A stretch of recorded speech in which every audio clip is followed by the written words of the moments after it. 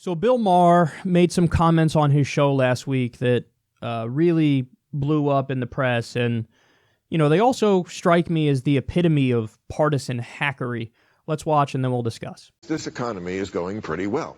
We have to, what? Why is that funny? It is going well for now. For now, right. That's my, thank you. That's my question.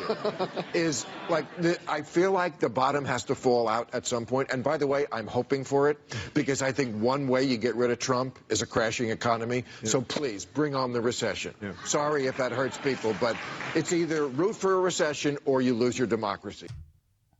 Okay, so his argument is, hey, if we have a recession, if we have an economic crash, that might hurt people, but it also hurts Trump. So I'm in favor of hurting Trump and getting him out of office. So therefore, I will actively root on something like a recession. That's a really shitty point. That's a really bad point. Because listen, the whole point of politics is supposed to be policy.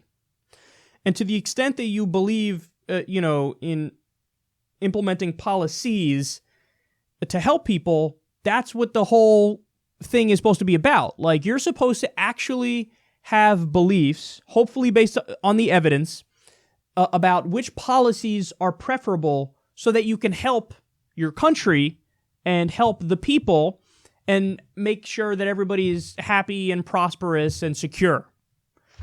So when you say something like, oh, I'm hoping for a crash because that'll hurt Trump and that'll make it so Democrats can get elected, what you're saying is I'm putting tribal loyalty to the team, the Democratic team, above the well-being of the American people. Which is exactly the opposite of what you're supposed to be in politics for. In other words, you're supposed to be involved in politics so that, you can create a better life for the American people. But when you say, who cares if people are hurt? I'd rather have some people hurt so that my team gets elected. Well, then you're an idiot. And you're a partisan hack, and you care more about your team doing well than you care about what politics is supposed to be about, which is making sure the people are okay. So that's just sad. Now listen, I want to break this down a little further here because let me be clear about something. The economy is going to crash. We're in a bubble. The bubble's going to burst. So that's going to happen. That's a matter of fact. But that doesn't mean that, I want people to be hurt. That just means I'm pointing out an objective fact of reality, that that's what's going to happen. History proves that it's going to happen. Every time you deregulate and cut taxes for the rich, that's what happens. So it's just a fact that that's going to happen. But of course, my whole thing is we need to implement the right policies to help people when that happens. So, and he also is wrong when he points out, oh, this economy is going pretty well. He said that at the beginning. And then he's like, yeah, but it's going to implode at some point. But Bill, that's the thing. It's not even that the economy is doing well. The indicators that are doing well are all indicators that are a reflection of how the rich are doing. So the stock market is doing well. Guess who owns the overwhelming majority of stocks? The rich. So the stock market is doing well. The unemployment rate is low. They love to point to the unemployment rate being low. But that's really not a good indicator either, because what's happened is over time, higher wage jobs have been replaced by lower wage jobs. So people are underemployed, and many people are not even making a living wage. So this idea that the economy is doing well. No, it's not. No, it's not. If you care about income inequality, if you care about poverty, if you care about every indicator that, should matter, that should be, an onus should be put on them, no, according to those metrics, the economy's not doing well. The only indicators that are positive are the stock market and the fucking unemployment rate, which isn't even close to half the picture. It's not even a fucking quarter of the picture. So he's bought into this fucking idea that that the economy's good because of those indicators, which is such a fucking elitist viewpoint. Really, Bill Maher, you lost touch with that? You don't understand that the market is not a good indicator? You don't understand that the unemployment rate is not a good indicator? He's gotten, over time, he's gotten more and more disconnected and more out of touch, and it's just a really, really sad thing to see.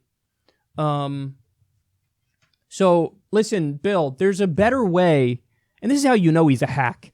There's a better way to wish for the election of Democrats.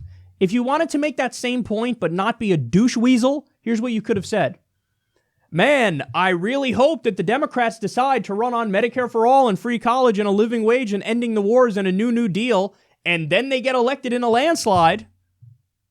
Instead of that, you made the argument of, I hope the economy crashes and whatever if people get hurt, because then my team will win, and I prefer my team wins.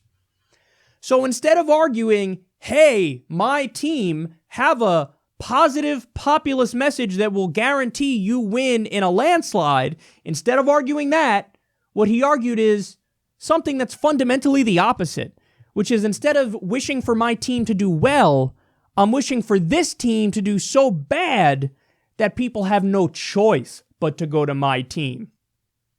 And that is just really the quintessential example of vapid, vacuous, immoral, unethical, tribalist, political bullshit, which is a real big reason why people are not into politics.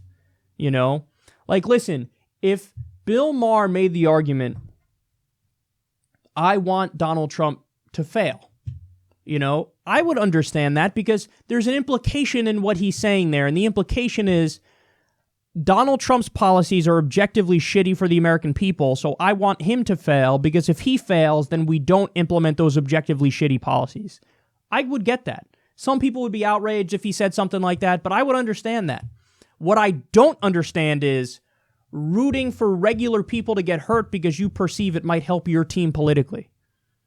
You could root for things that help your team politically without rooting for the American people to get hurt in the process. But the fact that you're kind of cool with that, if not outright rooting for it, well, that shows me you put the cart before the horse in politics, and you care more about rank tribalism than you care about actually looking out for people, you know? I'm only on Team Democrat to the extent that they actually want to help the American people. Because really, ultimately, I'm on Team American people. I think that I hope everybody does have a healthy and prosperous and stable life. And I hope we implement policies that foster that. And I hope we implement what the American people want, because the polls show that what they want is populist left policies. So I'm Team American people, not Team Democrat or Republican. Bill Maher picks Team Democrat over Team American people, and that's just sad.